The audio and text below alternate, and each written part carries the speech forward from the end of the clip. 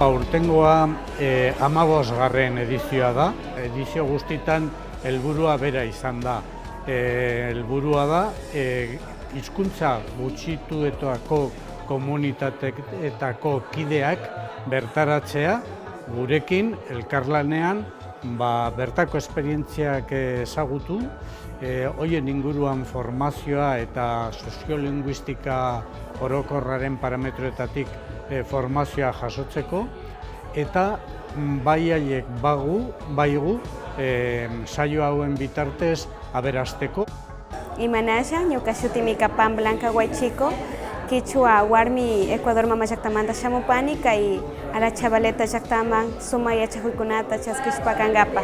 La situación de nuestra lengua es bastante complicada, sobre todo porque no hay interés por parte de los jóvenes y de los niños que les siguen, ¿no?, de integrarse o revitalizar o hacer que siga con vida la lengua quichua.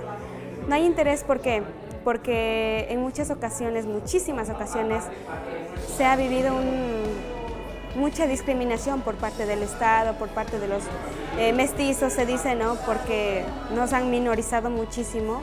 Entonces los padres han sentido ese rechazo, ese menosprecio, esa humillación. Entonces ellos han decidido no hablarles a sus hijos.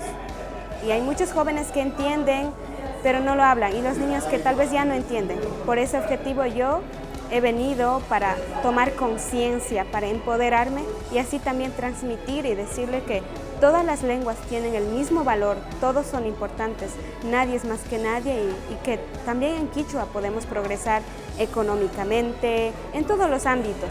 Aurten 18 lagun dauzkagu, erdia emakumezkoak, erdia gizonezkoak, eta 3 kontinentetatik etorri dira lehenbiziko aldiz. Asiatik Kurdistanetik, bai Afrikatik, eta baita Hego Ameriketatik, eta Zentro Ameriketatik. 2 hilabete egongo dira hemen, eta 2 hilabete horietan tartekatzen dira formazio teorikoak eta esperientzia jakinak bizitatzea.